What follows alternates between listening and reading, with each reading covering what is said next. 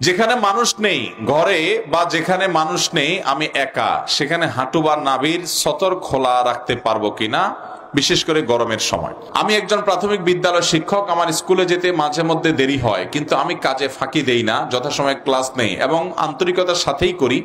দেরির কারণে আমি কিরকম গুনাহগার হব? চাকরি ইবাদত, এজন্য আমাকে মাঝে মধ্যে বলে নামাজ জামাতে পড়ার দরকার নাই, ডিউটি শেষে পড়বেন। আমি কিন্তু ডিউটি ঠিক রেখে নামাজ পড়ি, তারপরে এসব কথা শুনতে হয়, তখন খুব খারাপ লাগে। এই চাকরি ইবাদত কথাটা শ্রমিকদের প্রতি স্যারদের নৈতিক দায়িত্ব সম্পর্কে যদি একটু বলতেন।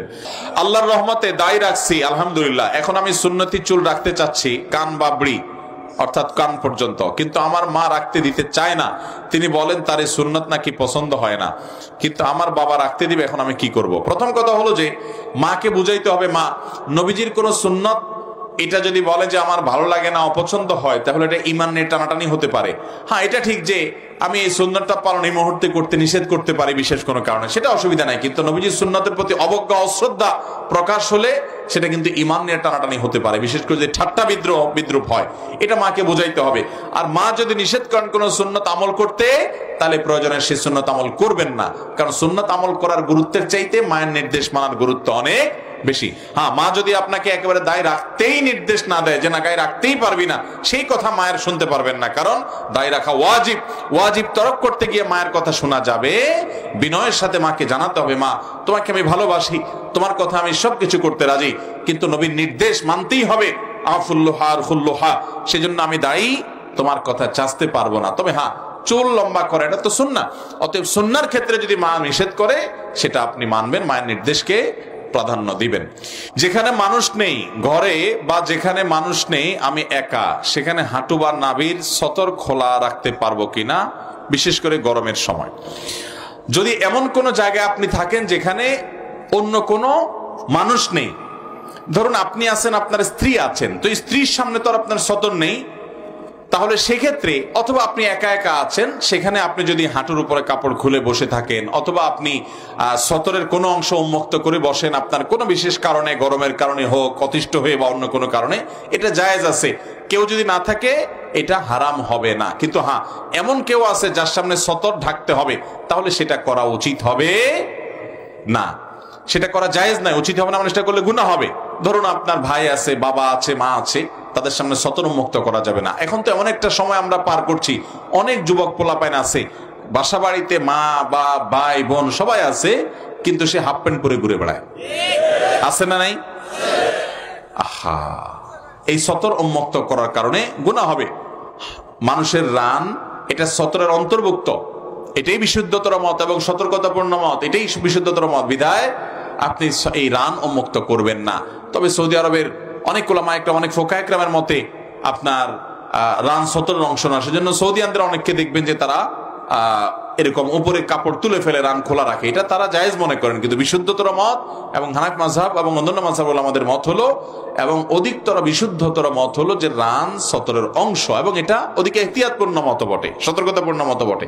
যাই হোক, যুবক ভাইয়েরা যারা হাফ প্যান্ট পরে ঘুরে বেড়ান অন্যদের সামনে, এর কারণে আপনাদের গুনাহ হবে, সতর তরক করার গুনাহ হবে। এই যে আপনারা ফুটবল দেখার জন্য অস্থির হন, রাত বিরাত জেগে জেগে দেখেন, যারা ফুটবল খেলে এরা হাঁটু এবং রান উন্মুক্ত করে হাফ প্যান্ট পরে খেলে, তাদের এই সতর খোলাটা যেরকম ইসলামী শরীয়তের দৃষ্টিকোণ থেকে জায়েজ নাই, যদিও তারা অমুসলিম বেশিরভাগ, তাদের জায়েজ না জায়েজ কিছু আসে যায় না, কিন্তু একজন মানুষ সতর মুক্ত করলে আপনি তার সতর দেখাটাও গুনাহের কথা, জায়েজ হতে পারে। বিধায় এরকম একাকী থাকলে সেটা জায়েজ আছে, কিন্তু কারোর সামনে সতর উন্মুক্ত করা কি হবে না, জায়েজ হবে না। আমি একজন প্রাথমিক বিদ্যালয় শিক্ষক। আমার স্কুলে যেতে মাঝে মধ্যে দেরি হয়, কিন্তু আমি কাজে ফাঁকি দেই না, যথাসময়ে ক্লাস নেই এবং আন্তরিকতার সাথেই করি। দেরির কারণে আমি কিরকম গুনাহগার হব? আপনারা এখানে অনেক বিভিন্ন কলকারখানা এখানে চাকরি করেন আছেন ভাইরা আমার, কোন কোম্পানিতে, সরকারি বেসরকারি যে কোনো কাজে আমরা যখন চাকরি করব, তখন যেই সময় আমার থেকে নেওয়া হয়েছে 8 ঘন্টা 10 ঘন্টা যেটা চুক্তি আছে আমার সাথে, ওই সময়টা আমাকে প্রতিদিন দিতে হবে। ওই সময়টা যদি আমি না দেই, ঢোকার সময় দেরি করে ঢুকি, বের হওয়ার সময় আগে বের হই, মাস শেষে বেতনটা আমি পুরোপুরি নেই, তাহলে অতিরিক্ত যে সময়টা আমি কাজ করলাম না অথচ বেতন পুরা নিলাম, এর কারণে কিন্তু কিয়ামতের ময়দানে আমাকে হিসাব দিতে হবে। এটা আমার জন্য জায়েজ হবে। আর যদি কাজের ফাঁকে ফাঁকে মোবাইলে গেমস খেলেন আর চ্যাটিং করেন বইয়ের সাথে, আর আলাপ সালাপ করেন অন্যদের সাথে, যেহেতু ফোরম্যান নাই, বস নাই, উপরস্থ কর্মকর্তা নাই, সিসি ক্যামেরা বন্ধ, বা চান্সে আপনি এই কাম করেন, তাহলে ওই টাইমগুলোর যে বেতন হবে সেটাও কিন্তু নেওয়া হালাল হবে। আমরা অনেকে হালাল চাকরি করেও আমাদের উপার্জন হারাম হতে পারে এইভাবে। কথা কি বুঝাতে পারছি? কাজটা হালাল কিন্তু আপনি ফাঁকি ঝুঁকি দিচ্ছেন। হ্যাঁ, এতটুকু যদি হয় যে আপনি মোবাইল ধরলেন, কথা বললেন, ফোরম্যানও জানে যে এতটুকু হাই হ্যালো 1 মিনিট আধা মিনিট এতটুকু অ্যালাউড, তারাও কিছু বলে না, সেটা ঠিক আছে। কিন্তু আপনি চান্স পেয়ে মোবাইল টিপতেছেন, আস্তে করে বস আসছে, মোবাইলটা লুকিয়ে ফেলছেন, তার মানে আপনি চুরি করতেছেন। তাহলে এটা কি হবে না? জায়েজ হবে। এই কাজগুলো আমাদের দ্বারা হয় কি হয় না? অতএব যদি এরকম হয় তাহলে সেক্ষেত্রে অতিরিক্ত কাজ করে সেটা পোষায় দিতে হবে। আপনার একদিন দেরি হয়েছে, আরেকদিন পরে একটু বাড়ায় কাজ করে আপনি ফিঙ্গারপ্রিন্টের পরে বা কার্ড মারার পরেও আপনি কাজ করে হয় পোষায় নিবেন। আর না হয় আপনার বস বা মালিক যে উপরস্থ যারা আছেন তাদের কাছে বলে নিবেন যে আমার এইটুকু কিন্তু ভুলে একদিন দেরি হয়েছে, আগে আসছে, অতএব আপনি এটা পারমিটেড করেন। তিনি পারমিশন দিয়ে দিলেন, আলহামদুলিল্লাহ, আপনার জন্য জায়েজ হবে ইনশাআল্লাহ। এরপরে প্রশ্ন হলো, আপনার কাছে কিছু জানার সুযোগ হয়েছে, দূর দূরান্ত থেকে এসে এই মানিকগঞ্জে চাকরি করছি আমরা অনেকে।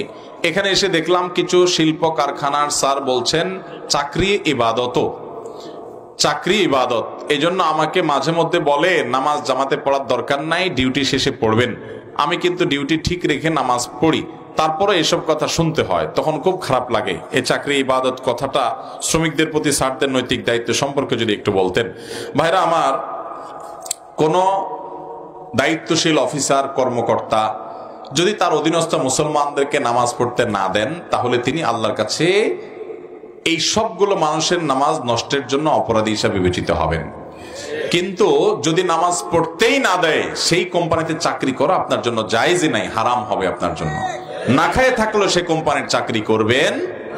ওই কোম্পানি সৎ এবং ভালো মানুষের মর্ম হাড়ে হাড়ে টের পাবে এবং মুসলমানের সমাজে ইমানদার লোকদেরকে নামাজ পড়তে দিবে না। এর চেয়ে বড় অবিচার কিছু নাই।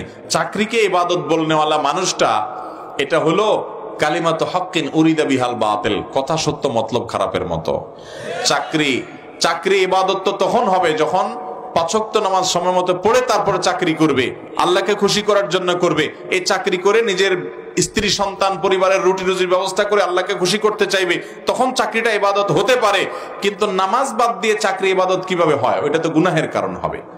নামাজ বাদ দিয়ে যদি চাকরি করতে হয়, সে চাকরি করা জায়েজ নাই। তবে এখানে আপনি জামাতের কথা জিজ্ঞাসা করেছেন। হ্যাঁ, এমন হতে পারে যে মসজিদে জামাত হয় 100-1টা, আপনার ডিউটি শেষ হবে 2টায়, তখন আপনি 2টা একসাথে জামাতে নামাজ পড়লেন। শিফট ডিউটিতে হয়, মাঝে মধ্যে এরকম হয়, এটুকু আপনি করতে পারেন, অসুবিধা নেই। কিন্তু তারপরেও যদি আপনি অফিসার থেকে নামাজের ছুটি নিয়ে আপনি নামাজটা পড়তে পান, সেটা ভালো। কিন্তু আমি এটাও জানি যে অনেক অফিসার নামাজের ছুটি দিতে চায়, কিন্তু নামাজের ছুটি নিয়ে অনেকে 15 মিনিটের জায়গায় ওই চান্সে 30 মিনিট নামাজের নাম দিয়ে কাটায়। সেরকম ফাঁকিবাজ শ্রমিকও আছে। অতএব শুধুমাত্র অফিসার আর মালিককে দোষ দিলে হবে না। প্রত্যেকে যখন আল্লাহর ভয় অন্তরে লালন করবে, তখন সমাজে কোনো ক্রাইসিস থাকবে। আল্লাহ তাআলা মালিকদেরকে আল্লাহর ভয় লালন করার তৌফিক দান করুন, শ্রমিকদেরকে আল্লাহর ভয় লালন করার তৌফিক দান করুন। আমার অধিকার নষ্ট করে করো, কিন্তু আমি কারোর অধিকার নষ্ট করব। আল্লাহ আমাদের সবাইকে আমলের তৌফিক দান